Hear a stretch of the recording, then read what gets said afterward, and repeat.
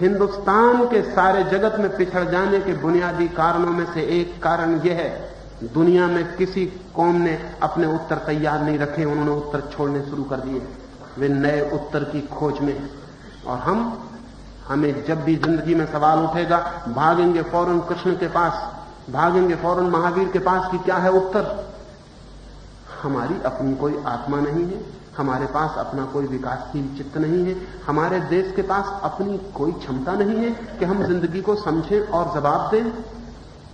नहीं, लेकिन इसमें डर रहता है, नए उत्तर में डर रहता है, भूल हो सकती है। पुराने उत्तर में कोई डर नहीं रहता, भूल नहीं होती। लेकिन ध्यान रखें कि जो कौम भूल करने की क्षमता खो देती है वो कौम मर जाती है। भूल करने की क्षमता जीवन का लक्षण है। इसलिए मैं कहता हूं कि रोज भूल करना, भूल करने से मत डरना। हां, एक ही भूल दोबारा मत करना, क्योंकि बंधी हुई भूल भी बंधा हुआ उत्तर हो जाती है। जिंदगी तो एक एडवेंचर है, एक खोज है, एक साहस की खोज है, एक अभियान है जहां बहुत भूलें होंगी। भूलों से हम सीखेंगे और आगे बढ़ेंगे। अगर हमने भूलें ही नहीं की तो फिर हम सीखेंगे नहीं और आगे नहीं बढ़ेंगे। और इसलिए हम सुरक्षा चाहने वाले लोग किसी को पकड़ लेते हैं और कहते हैं तुम्हारे उत्तर सदा के लिए हो गए, अब हम दोबारा नए उत्तर न खोजेंगे। नए उत्तरों में खतरा रहता है, असुरक्षा रहती है, भूल हो सकती है। महात्मा का दिया हुआ उत्तर है, इसको जोर से पकड़ लो। महात्माओं के दिए ताबीज हम पकड़ते थे, वो इतना खतरनाक नहीं था, क्योंकि महात्माओं के ताबीज बिल्कुल बेकार हैं, उनसे कोई खतरा नहीं है। लेकिन महात्माओं के दिए उत्तर अगर मुल्क ने पकड़े तो मुल्क का विकास अवरुद्ध हो जाएगा, मुल्क आगे नहीं जा सकता है। मैं गांधी का दुश्मन नहीं हूं। गांधी से जैसा मेरा प्रेम है बहुत कम लोगों का हो सकता है, लेकिन प्रेम को प्रकट करने का हम एक ही रास्ता जानते हैं कि किसी आदमी की पत्थर की मूर्ति बनाकर उस पर फूल चढ़ाओ। प्रेम का हम एक ही रास्ता जानते हैं कि पूजा करो। प्रेम का हम एक ही रास्ता जानते हैं कि किसी आदमी को भगवान बना दो, बस प्रेम पूरा हो गया। और मैं आपसे कहता हूं ये प्रेम का रास्ता नहीं है, ये किसी आदमी से बचने की तरकीब है। जिस आदमी से बचना हो उसको भगवान बना दो। भगवान होते ही हमारी झंझट के बाहर हो गया, हम आदमी रह गए, वो भगवान हो गया। हमारे उसके बीच फिर कोई कम्युनिकेशन, कोई संवाद का वाहन नहीं रहा, कोई बीच का माध्यम नहीं रहा, वो भगवान हो गया, बात खत्म हो गई। हमने पहले भी अच्छे आदमियों से इसी तरह छुटकारा पाया है। कृष्ण को भगवान बना दिया, मामला खत्म हो गया। महावीर को तीर्थंकर बना दिया, मामला खत्म हो गया। फिर महावीर जो करते हैं हम कह सकते हैं वो तीर्थंकर हैं, इसलिए करते हैं, हम साधारण आदमी हम क्या कर सकते हैं? हम सिर्फ पूजा कर सकते हैं। कृष्ण भगवान के अवतार हैं, राम भगवान के अवतार हैं, वो कुछ भी कर सकते हैं, लीला है उनकी, वो सब कर सकते हैं। हम साधारण आदमी हम क्या कर सकते हैं? राम से बचने की तरकीब देखी आपने, कृष्ण से बचने की तरकीब देखी। बड़ा कनिंग, बड़ा चालाकी से भरा हुआ रास्ता खोजा हमने, और वो चालाकी ये है कि आदमी को भगवान बना दो, अपनी सीमा के बाहर खदेड़ दो। उस आदमी को हमने आदमियत के बाहर कर दिया, और आदमियत के जो बाहर हो गया उससे फिर हमारा कोई लेन देन नहीं रह जाता। सिर्फ एक लेन देन रहता है कि पूजा कर लेते हैं, वर्ष में कभी एक दिन त्योहार मना लेते हैं, शोरगुल मचा देते हैं, बात खत्म हो जाती है। उस आदमी से हमें कुछ प्रयोजन नहीं रहता। मैं आपसे कहना चाहता हूं कि गांधी को भगवान नहीं बनने देना है, बड़ी कोशिश करनी है कि गांधी भगवान न बन जाएं, ताकि गांधी इस देश के काम आ सके। गांधी को आदमी ही रहने देना है, लेकिन गांधी के पीछे चलने वाले लोग बड़ी कोशिश में लगे हैं उन्हें भगवान बनाने में। भगवान बनाने से हमारा उनसे छुटकारा हो जाएगा। पूजा करना किसी आदमी की, बस ये मान लेना है कि ये आदमी नहीं था और हम आदमी हैं। हम आदमी हैं और ये आदमी नहीं था, बस बात खत्म हो गई। हिंदुस्तान ने अपने सब श्रेष्ठ पुरुषों को भगवान बना के बिठा दिया, इसलिए हिंदुस्तान का आदमी श्रेष्ठ नहीं हो सका। हिंदुस्तान के आदमी को देखते हैं, जहां इतने बड़े लोग हुए वहां का आदमी इतना छोटा और दीनहीन क्यों है? कभी इसके बीच कोई विचार किया आपने? जहां महावीर होते हों, जहां बुद्ध चरण रखते हों, जहां गांधी जैसे अद्भुत आदमी के फूल खिलते हों, जहां करोड़ों अरबों अद्भुत लोग पैदा हुए हों, वहां की मनुष्यता की क्या हालत है? वहां का मनुष्य कैसा दीनहीन और जमीन पर रेंगता हुआ है। हमको शर्म भी नहीं आती जब हम कहते हैं कि हम बुद्ध महावीर और कृष्ण और राम के देश के लोग, हमको शर्म भी नहीं आती। हमें देखकर शक होता है कि न कभी राम हुए होंगे, न कभी बुद्ध हुए होंगे, न कभी कृष्ण हुए होंगे। हमें देखकर सबूत नहीं मिलता उनके होने का।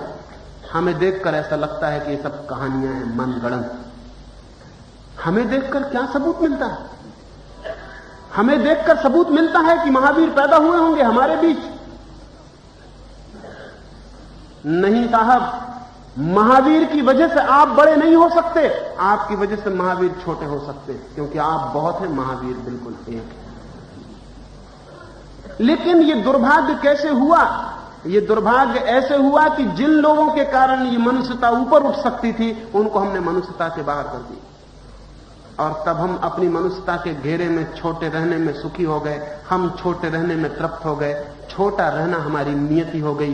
कुछ लोगों का बड़ा होना नियति है, हमारा छोटा होना नियति है। हिंदुस्तान को अपने सब भगवानों को नीचे उतारकर मनुष्य की भूमि पर खड़ा करना पड़ेगा। महावीर को उतार लाना पड़ेगा अपने बीच, कि हमारी भीड़ में खड़े हो जाएं। इससे महावीर छोटे नहीं होंगे, इससे हमारे बड़े होने की संभावना बढ़ती है। ये दुर्भाग्य, ये बहुत ही अभागी स्थिति है इस देश की, कि जहां इतने अद्भुत लोग हों, वहां की आदमियत इतनी छोटी हो। क्या कारण है? और कभी कभी मैं सोचता हूं कि कहीं ऐसा तो नहीं है कि ये इतने इतने बड़े लोग इसीलिए इतने बड़े दिखाई पड़ते हैं कि हम बहुत छोटे हैं। जैसे स्कूल में काली तख्ती रहती है, ब्लैक बोर्ड, सफेद खड़िया से शिक्षक उस पर लिखता है, सफेद दीवार पे नहीं लिखता। सफेद दीवार पे भी लिखेगा तो लिख तो जाएगा, लेकिन दिखाई नहीं पड़ेगा। दिखाई पड़ेगा काले ब्लैक बोर्ड पर सफेद खड़िया का लिखा हुआ। कहीं ऐसा तो नहीं है कि ये महात्मा, इतने बड़े महात्मा दिखाई पड़ते हैं हमारे ब्लैक बोर्ड पर? ये दीनहीन लोगों का जो इतना बड़ा समूह, इसमें एक आदमी बड़ा होकर दिखाई पड़ने लगता है, क्योंकि वो सफेद और हमारा ब्लैक बोर्ड, उसमें वो बहुत बड़ा हो जाता है। दुनिया में किसी देश में इतने महापुरुष पैदा नहीं होते जितने हमारे यहां पैदा होते। इसमें कुछ शक की बात, इसमें पहली शक की बात यह है कि हमारी मनुष्यता बहुत नीची है, इसलिए एक आदमी जरा ही ऊपर उठता है तो बहुत बड़ा दिखाई पड़ना शुरू हो जाता है। और हमारी मनुष्यता इतनी नीची है कि हम उस आदमी का खूब गुणगान करने लगते हैं। क्यों? क्योंकि उस गुणगान में भी हम अपने अहंकार को तृप्ति देने की कोशिश करते हैं। गांधी जी गोलमेज कॉन्फ्रेंस में इंग्लैंड गए थे। गांधी जी के एक सेक्रेटरी बनट शाह को मिलने गए। बनट शाह से उन्होंने पूछा, शिष्य हमेशा इसको पूछते हैं, शिष्य हमेशा पूछते हैं कि हमारे महात्मा के बाबत क्या ख्याल है। महात्मा की फिक्र नहीं होती, फिक्र इस बात की होती है कि अगर हमारा महात्मा बड़ा है तो हम बड़े महात्मा के बड़े शिष्य। जो मजा बहुत दूसरा होता है। सेक्रेटरी ने बनट शाह को पूछा कि महात्मा गांधी के बाबत क्या ख्याल, आप उनको महात्मा मानते हैं? वो बनट शाह तो बहुत अद्भुत आदमी था। उसने कहा, महात्मा मानता हूं, लेकिन नंबर 2, नंबर 1 का तो मैं ही हूं। सेक्रेटरी बहुत हैरान हुए होंगे, बहुत हैरान हो गए कि ऐसा आदमी, कैसा आदमी है ये कहता है कि नंबर 1 का मैं हूं और नंबर 2 के गांधी हैं। 2 ही महात्मा हैं दुनिया में, ज्यादा भी नहीं है, लेकिन वो नंबर 2 नंबर 1 में हूं। बहुत दुखी लौटे और गांधी को आके कहा कि बनट शाह तो बहुत अजीब सा आदमी मालूम पड़ता, बहुत अहंकारी मालूम पड़ता है। मैंने पूछा तो उसने ये कहा कि मैं नंबर 1 हूं, आप नंबर 2। गांधी ने कहा कि वो ठीक कहता है, वो सच्चा आदमी। सबके मन में ख्याल तो यही रहता है कि नंबर 1 हम, लेकिन कहने की हिम्मत लोग कम जुटा पाते। उसने ठीक बात कह दी। और इस आदमी को चोट क्यों लगी गांधी के नंबर 2 होने से? चोट लगी इसलिए कि नंबर 2 महात्मा के शिष्य हो गए। जब आदमी के पास कुछ नहीं रह जाता तो झूठे सब्स्टिट्यूट खोजता है ऊंचे होने की। हम चिल्लाते हैं कि हमारा महावीर, हमारा बुद्ध बहुत महान है। क्यों? क्योंकि हमारा है, और हमारा है तो हम भी उसके साथ महान होने का मजा ले लेते हैं। आदमी की तरकीबें अहंकार की बहुत अद्भुत है। एक